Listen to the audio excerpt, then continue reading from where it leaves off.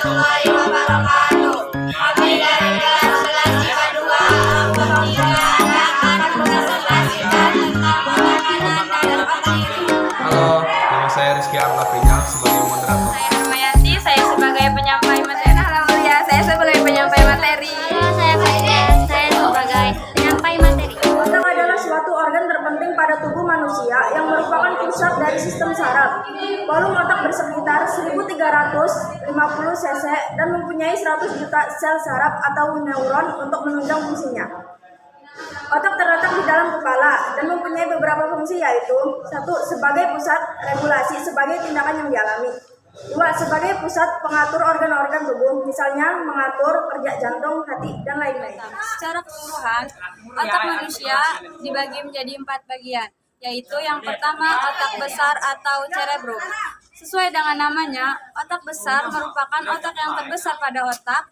Otak besar merupakan bagian yang membedakan antara otak manusia dengan otak binatang. Dengan otak besar, manusia dapat berpikir, mengendalikan pikiran, berbicara, mengingat, dan bahkan berbicara.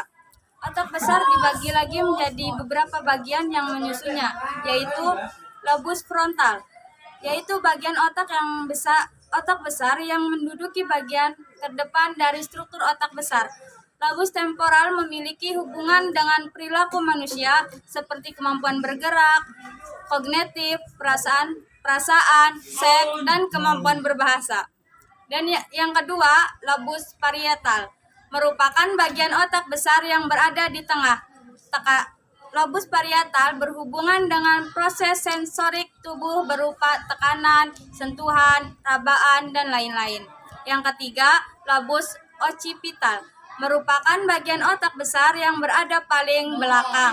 Bagian otak besar ini memiliki hubungan dengan penglihatan atau visual manusia, sehingga tubuh mampu membedakan segala hal yang terlihat di mata. Dan yang terakhir adalah lobus temporal. Lobus temporal ini merupakan bagian otak yang besar berada di bagian samping kiri dan samping otak kanan. Lobus temporal berhubungan dengan suara atau verbal manusia, sehingga dengan adanya lobus temporal ini, manusia dapat berbicara setelah membedakan berbagai bahasa. Terima kasih. Yaitu otak kecil atau cerebrum. Otak kecil ini merupakan bagian otak yang berada di bawah lobus occipital otak besar, tepatnya di bagian belakang kepala dan berhubungan dengan leher bagian atas. Otak kecil memiliki hubungan dengan fungsi gerakan manusia seperti mengontrol gerakan manusia, mengontrol gerakan koordinasi antar otot, mengontrol keseimbangan tubuh, dan mengontrol sikap dan posisi tubuh. Tanpa adanya otak kecil, maka dapat dibayangkan betapa sengsaranya hidup manusia. Gerakan menjadi tidak berkoordinasi dengan baik, sehingga mengakibatkan seseorang tidak dapat menggunakan ototnya untuk melakukan aktivitas. Batang otak atau brainstem. Batang otak ialah bagian otak yang tidak kalah penting dengan otak besar dan otak kecil. Batang otak berada di leher bagian atas dan memanjang hingga sampai ke sumsum tulang belakang manusia. Batang otak mengatur fungsi dasar manusia, seperti mengatur proses pernapasan, proses denyut jantung, proses kerja ginjal, dan hal lain yang vital bagi manusia. Oleh karena itu, di dalam medis dikenal dengan mati batang otak, yaitu suatu keadaan cederanya batang otak yang mengakibatkan otak tersebut mati biologis. Yang keempat, sistem limbik. Sistem limbik merupakan bagian otak yang terkenal di tengah-tengah otak. Komponen sistem limbik yaitu hipotalamus, talamus, amigdala, konteks limbik, dan hipokampus. Sistem limbik merupakan bagian otak yang berhubungan dengan alam sadar manusia, pusat emosi, pusat data, pusat haus, pusat lapar, pusat dorongan seks, dan masih banyak lagi. B. Perbedaan manusia otak kanan dan otak kiri. Otak kanan dan otak kiri akan berpengaruh pada keseluruhan kemampuan individu untuk berpikir dan bertindak secara terarah, serta mengolah dan menguasai lingkungan secara efektif. 1. Otak kiri atau kecerdasan intelektual. A. Logika. Otak kiri berhubungan dengan kemampuan untuk berpikir logis, nyata, bersifat umum. Contohnya adalah matahari terbit di sebelah timur dan ada laki-laki, ada perempuan. Kanan. A. Ritme. Otak kanan berhubungan dengan ritme atau irama. Contohnya, setiap aranger pasti berusaha membuat aransemen musik yang berbeda dengan aransemen musik orang lain. Karena jika mereka membuat aransemen musik yang sama, mereka kanan dikatakan plagiat. Adanya keharusan membuat aransemen yang berbeda ini akan memacu mereka membuat irama yang berbeda dalam musiknya. Hal ini akan menghubungkan kemampuan otak kanan mereka. B. Kreativitas. D. Dimensi. Dimensi adalah kemampuan pandang ruang. Orang yang bisa bekerja di bidang yang berhubungan dengan dimensi seperti arsitek, desain interior, perkembangan otak kanannya akan bagus. Holistik. Holistik adalah berpikir secara menyeluruh. Artinya setiap orang memiliki kemampuan berpikir secara holistik. Maka dia akan melihat setiap pekerjaan dan persoalan secara menyeluruh. Contohnya, ketika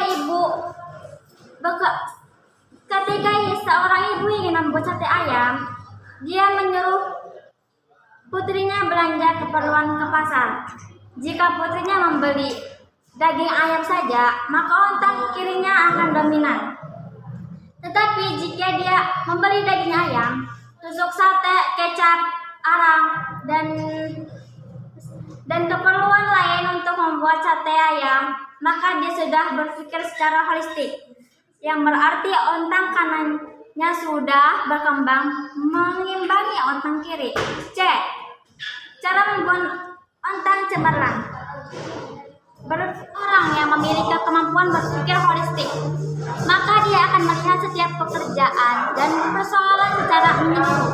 Contohnya, ketika seorang ibu ingin membuat sate ayam, dia menyuruh cara membuat otak cemerlang. 1. Selalu bersikap dan berpikir positif, harus senantiasa seperti yang bersih.